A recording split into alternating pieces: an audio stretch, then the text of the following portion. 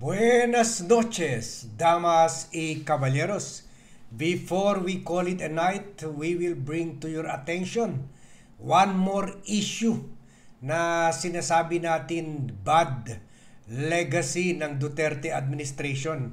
At ito yung black sand mining, a multi-trillion industry all over the world dahil sa value ng black sand na inalaw ni President Duterte na mamayagpag o mag-operate without any regulation or without any limitations. Kumbaga, may mga biro nga na bakit kailangan pa mag-invade ang China dito samantala unti-unti ng lupa ng Pilipinas kinukuha na nila. Kumbaga, dinadala na nila sa China yung mga black sand natin. So hindi magtagal maubos na yung black sand na yan, or yung mga lugar ng mga Sambales, mawala na yan sa mapa ng Pilipinas, kagaya yung dolomite na ilang bundok ang kinalbo nila, ilang bundok sinira nila sa Cebu para buuin yung Dolomite Beach ni Duterte sa Manila, all the way from Cebu. At ganyan rin ginagawa nila yung black sand na very important talaga pero sa international mining industry, in fact, ito nakakahalaga ng 350 billion annual ang income dito. 350 billion annually, pero ang liit lang na kinikita natin dahil ang China lang kumikita dito. Ito kasi black sand ay ginagamit sa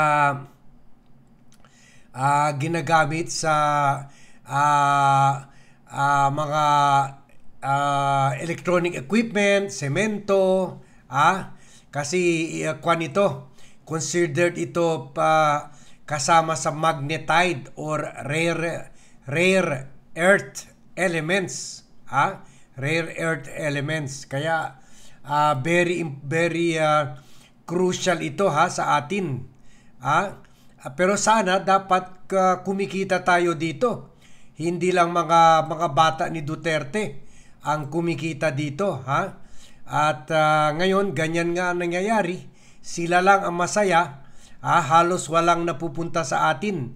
Sila lang at saka mga politiko, na kumikita, nakikinabang dyan sa black sand na ginagawang additives sa high strength concrete, steel, and for processing of magnets, paint, ink, paper, jewelry, and cosmetics. Yan, So, kaya after yung tuloy-tuloy sila sa pag-operate, lalo na nung Duterte administration, ito kasi si Duterte, una binan niya yung open pit mining.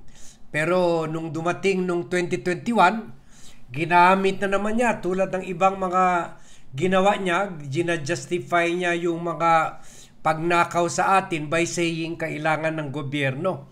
The same as nangyari sa Pogo, sa mga reclamation projects ng China diyan sa Manila Bay, yan, Dolomite Beach, so in 2021 nilift niya yung ban on open mining at inalaw na niya ito dahil sabi niya kailangan daw kumita ang gobyerno sa panglaban sa COVID. Yung pala, sila lang kumita sa hindi lang sa black sand mining, kundi yung kita ng pera galing dito na napunta sa COVID, na napunta naman sa Parmali at napunta sa mga companies tulad nila Saldico, ng mga kaalyado nila.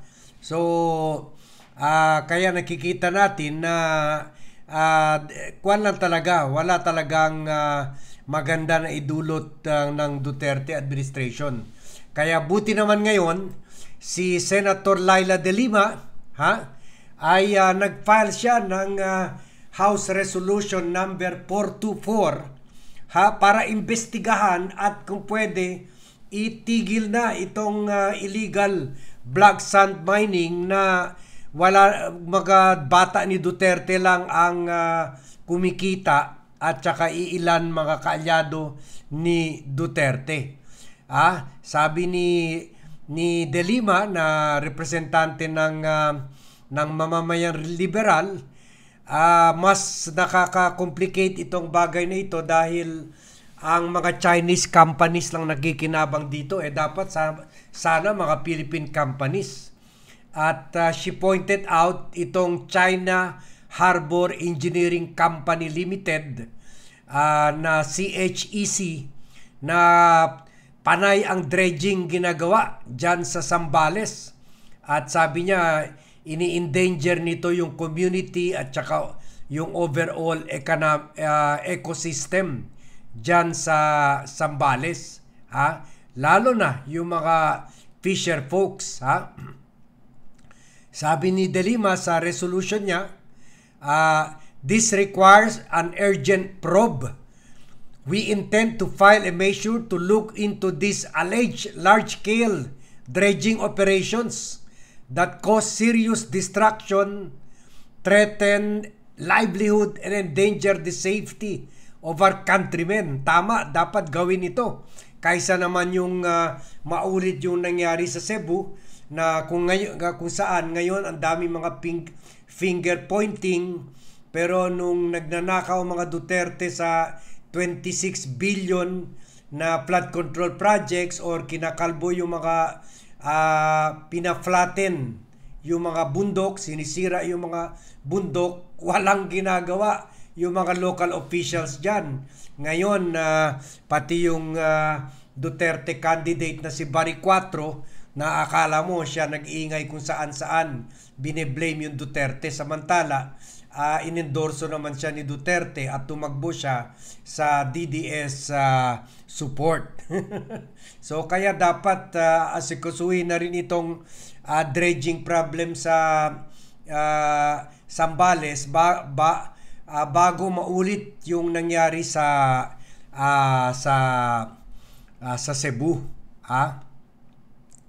At sabi nga ni Laila De Lima, itong China's Harbor Engineering Company Limited is reportedly one of China's state-run entities, being a subsidiary of China Communications Construction Company. Tingnan nyo, isa pa pala ito mga kumpanya na lumalaban sa atin.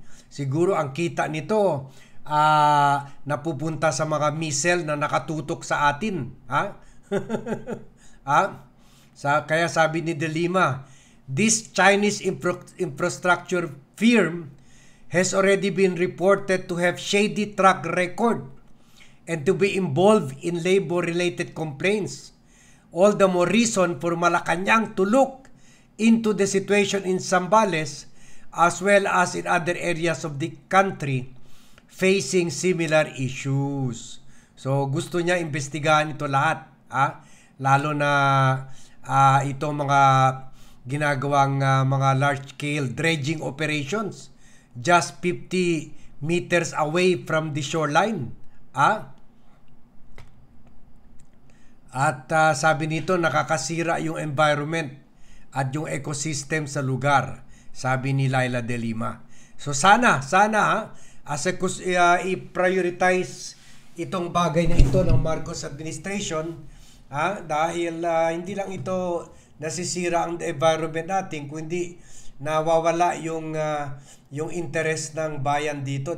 Kasi dapat tayo ang pinoprocess muna natin ito para kung ibenta natin ito sa world community, mas malaki ang kita natin kaysa yung raw materials pinapamina natin, ang liit-liit lang nababalik sa atin at napupunta pa sa bulsa na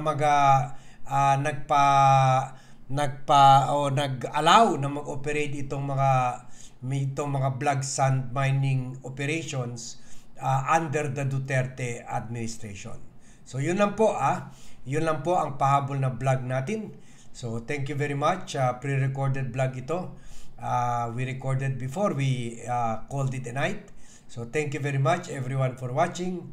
Thank you very much for joining me in this vlog, and see you in my next vlog.